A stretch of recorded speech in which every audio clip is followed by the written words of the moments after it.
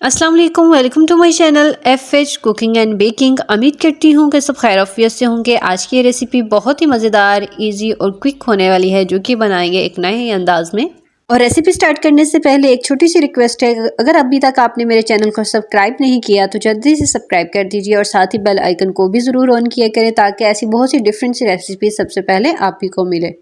और साथ ही अपना फीडबैक भी ज़रूर शेयर किया करें, क्योंकि आपका फीडबैक हमारे लिए बहुत ही ज़रूरी होता है। तो चलिए स्टार्ट करते हैं। यहाँ पे मैंने एक पैन लिया, पैन के अंदर मैंने 1 कप के करीब डाल दिया है दूध, और साथ ही मैंने 1 कप ऐड कर दिया है इसके अंदर पानी। और यहाँ पे दूध और पानी को आपने अच्छे से मिक्स कर देना है, और उसके बाद फ्लेम आपने ऑन कर देना है। यहाँ पे फ्लेम जो है मीडियम पे हमने रखना है इसका जो फ्लेम है। और उसके बाद जैसे ही इसके अंदर बबल्स आना स्टार्ट हो जाएंगे दूध के अंदर, तो हम इसके अंदर ऐड कर देंगे 1 पैक नूडल्स का।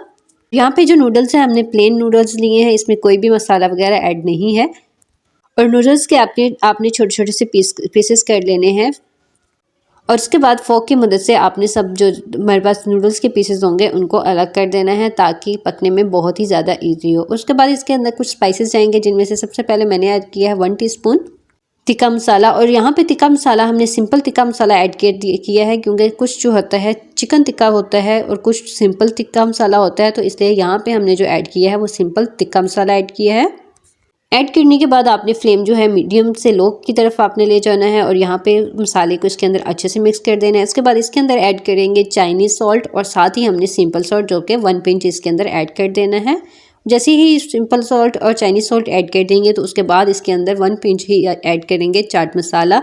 और जो चाट मसाला है आपने इसको बिल्कुल एंड पे ही डालना है, इसको आपने स्टार्ट पे नहीं डालना, क्योंकि चाट मसाला के अंदर जो खट्टापन होता है उसकी वजह से हमारे पास जो इसके अंदर दूध ऐड किया है उसके अंदर फुटकरियाँ बनना स्टार्ट हो जाती हैं। तो इसलिए आपने इस चीज़ का अच्छे से ख्याल रखना है कि जब भी आपने चाट मसाला ऐड करना है वो बिल्कुल लास्ट पे ही ऐड करना है। जब हमारे पास जितना भी दूध होगा वो एब्जॉर्ब हो जाएगा, उसके बाद आपने इसके अंदर ऐड करना है। तो यहाँ पर इसको 3 से 4 मिनट तक अच्छे से आपने कुक कर लेना है। कुक करते हुए साथ ही आपने चम्मच भी हिलाते रहना है, क्योंकि हमने इसके अंदर दूध ऐड किया है, तो दूध जो है बहुत जल्दी पक जाता है।